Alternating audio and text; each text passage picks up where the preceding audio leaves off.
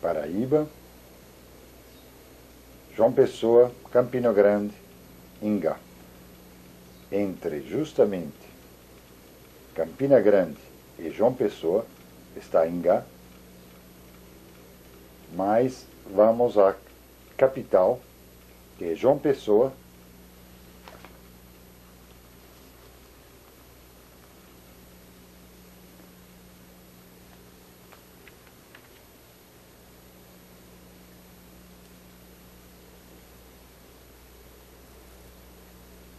festejando praticamente 406 anos de existência, de história brasileira, importante em todo sentido, cultural, literário,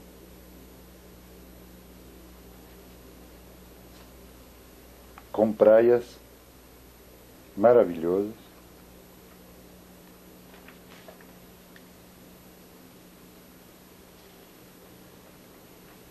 a ponto de ser chamada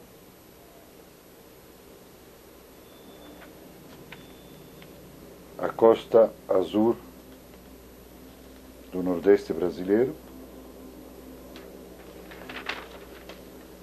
E, finalmente, a Pedra do Ingá,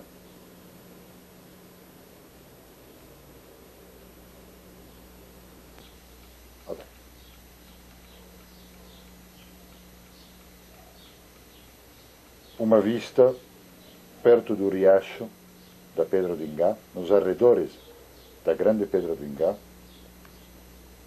Estas pedras todas têm inscrições, gravações, estão muito desgastadas.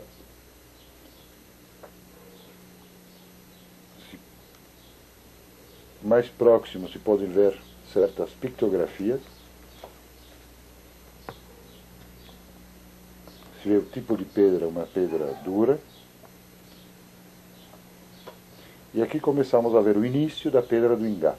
Desde uma ponta, vai se estendendo. Aqui já temos as inscrições em hieróglifos e titas. Agora, o que é importante é que estão de cabeça para baixo. Portanto, este maço de pedra granítica, aqui mais detalhes. Mais detalhes.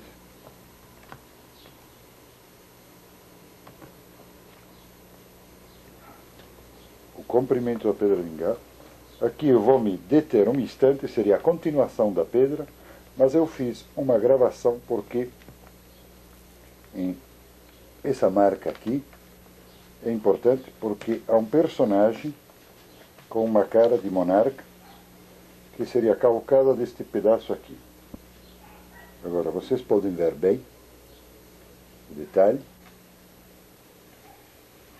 E ficaria, esta pedra originalmente estava de pé, portanto fazia parte de um monumento e era antes, logicamente, das inscrições em escrititito. A continuação da pedra, e ela está diretamente ligada com um material de hitita que oportunamente será mostrado.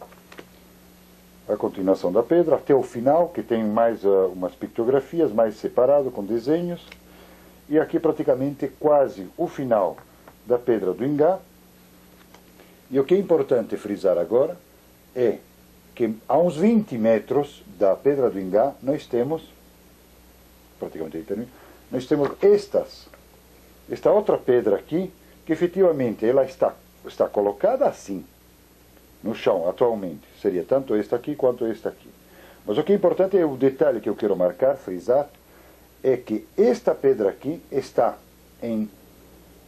escrita em cuneiforme hitita, que é um outro tipo de escrita dos 8 tipos que os hititas tinham, é lido assim. E se a gente puder reparar, há um detalhe aqui de um rostro, de um perfil humano, encavado numa outra pedra lá ao fundo. Hititas, bem nítidos, que fazem parte do corpus epigráfico hitita do professor Emmanuel Laroche, publicado em 1960 em Estrasburgo.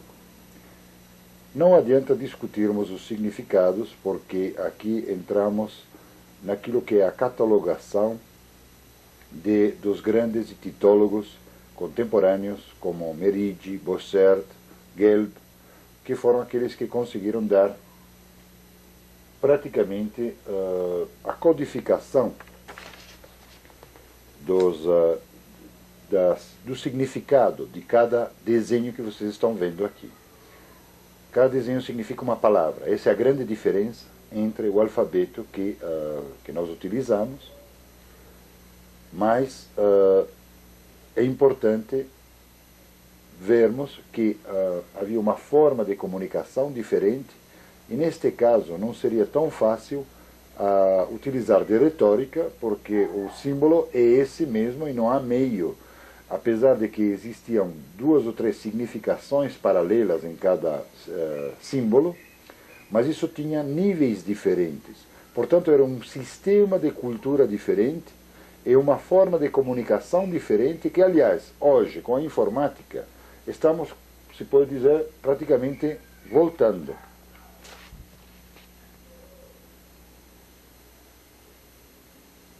Este é um mero exemplo, porque o corpus epigráfico contém quase 500 sinais, e sabemos que o chinês, por exemplo, tem mais de 2000, e sabemos também que praticamente no mundo existem mais de 400 sistemas de escritas diferentes, e somente 19 nós podemos entendê-los através de intérpretes, e no caso nosso, através do nosso alfabeto, a dizer a verdade, saindo do mundo ocidental, nós não teríamos absolutamente a possibilidade de entender o nome das ruas, a leitura de jornais, listas telefônicas nos outros países. Imaginemos, por exemplo, no ambiente do Golfo Pérsico, que seria aquilo que eu estou chamando constantemente de Mesopotâmia, é aquela região justamente a qual nós estamos nos referindo e que estava se utilizando hieróglifos. Mas o mais importante que eu quero defender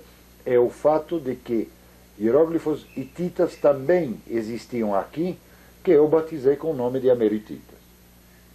Khoi, muito interessante, que são estátuas, são as primeiras que conseguiram impressionar muitíssimos europeus pela sua forma mística. Inclusive se encontravam num desfiladeiro rochoso, muito interessante, pelas dificuldades, pelo acesso. Isso lembra muito os Andes, senderos, caminhos estreitos. O tipo de estrutura liga muito os Andes, novamente.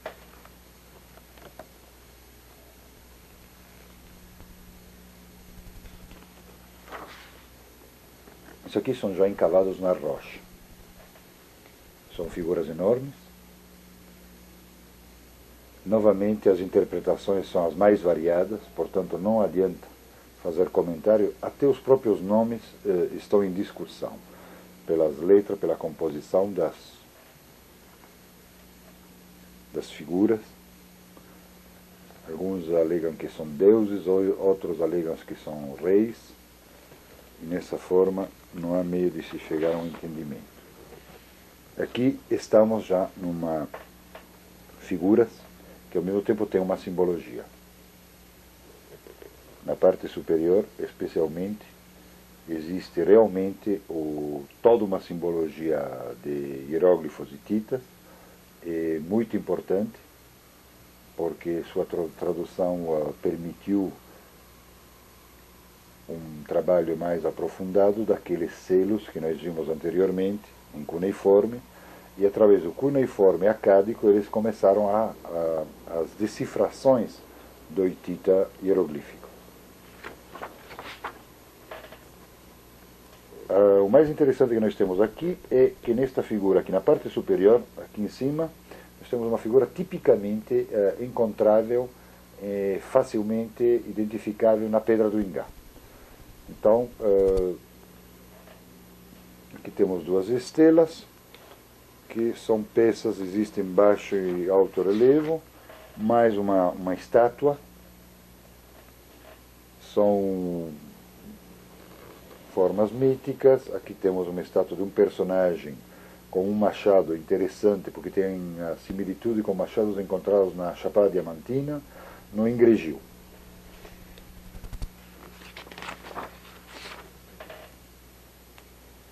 Figuras de achados arqueológicos. Aqui temos algo muito interessante. Este é chamado um deus, outros dizem que é um rei, mas de qualquer forma ele está profundamente ligado com aquela figura daquele monarca que está na Pedra do Ingá, que eu mostrei, aquela cabeça barbada, só que na Pedra do Ingá ele tem uma fisionomia mais jovem. Aqui parece que, logicamente, com aqueles chapéu lá em forma de cornos, parece de boi, mais um personagem barbado, e embaixo, em frente, tem duas figuras, parecem de pássaro sagrado, portanto seria guiado por personagens mitológicos.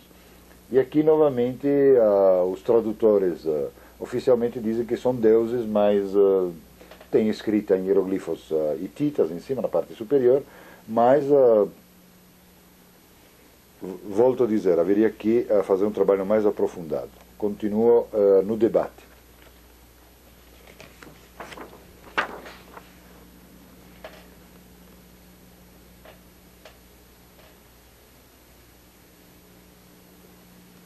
Figura de trabalhadores, seria o povo comum, tinha suas ferramentas.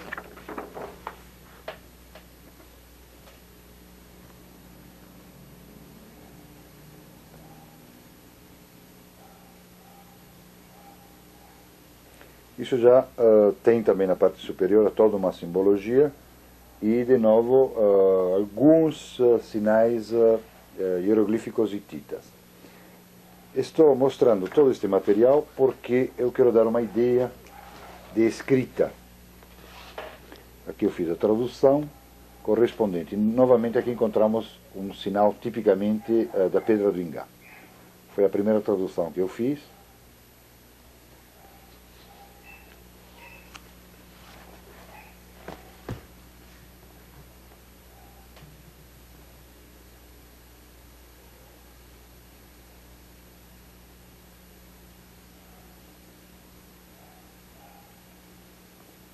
Aquelas figurinhas superiores são sinais hititas, ou hieroglifos hititas, como está dizendo. Temos mais outras peças aqui. Algumas são em baixo relevo que serviam como forma de estampo. Aqui temos uma figura mitológica.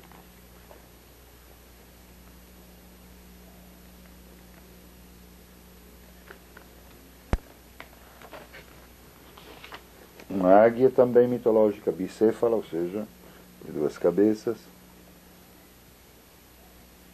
Muitos servos em formas diferentes, porque decoravam muito, trabalhavam muito a pedra. Figuras de animais com uma perfeição incrível.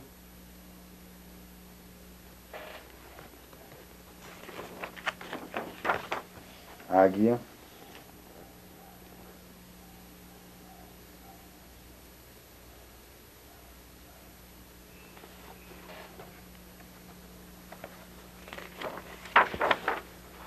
Leões. Eu acho que este da esquerda parece mais uma onça.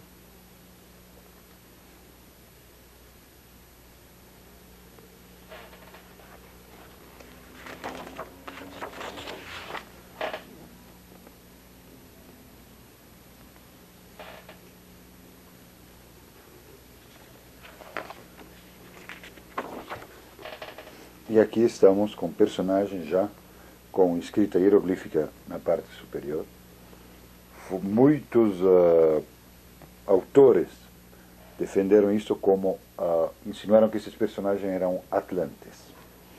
Importante por isto. Aqui temos mais umas figuras de ambiente de família, com escritas hieroglíficas. Personagens, essas três mulheres embaixo, têm espigas de milho na mão.